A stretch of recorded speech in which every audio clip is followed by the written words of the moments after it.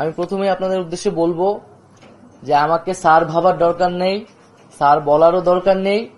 আমি আপনাদের সন্তান হিসেবে এখানে এসেছি। আমি জনগণের পক্ষ থেকে এসেছি, জনগণের দাবি দেওয়া নিয়ে এসেছি, একটি নতুন বাংলাদেশের স্বপ্ন নিয়ে এসেছি। এখন আমি আপনাদের কাছে সেই সহযোগিতাটা কামনা করছি।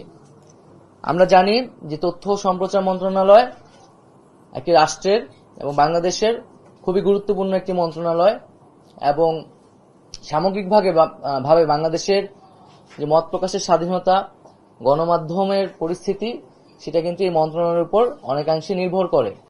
যেই আকাঙ্ক্ষা আমরা আবার নতুন করে তৈরি করছি, যে পুরো বাংলাদেশকে পুনর্গঠন করা, একটি নতুন বাংলাদেশ তৈরি করা, এবং এমন একটি বাংলাদেশ তৈরি করা যেখানে এই ধরনের ফ্যাসিজম বা স্বৈরতন্ত্র আর কখনোই তৈরি হতে না পারে।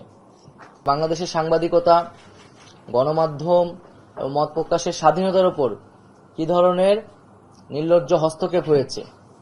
আমরা চাই না যে সামনের বাংলাদেশে এই ধরনের ঘটনা ঘটুক। ফ্রিডম অফ প্রেস যদি না থাকে, ফ্রিডম অফ স্পিচটিও কিন্তু নিশ্চিত হয় না। তো সেই জায়গায় কিন্তু গণমাধ্যমের স্বাধীনতা নিশ্চিত করতে আমাদের কাজ করতে হবে।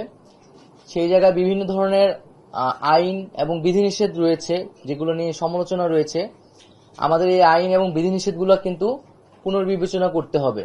আমি জানি না এখন পর্যন্ত কি উদ্যোগ নেওয়া হয়েছে, কিন্তু দ্রুত সময়ের মধ্যে এই সাংবাদিক যারা এখনো আহত অবস্থায় আছেন এবং যারা শহীদ হয়েছেন তাদের পাশে এবং তাদের পরিবারের পাশে আমাদের দাঁড়ানো উচিত।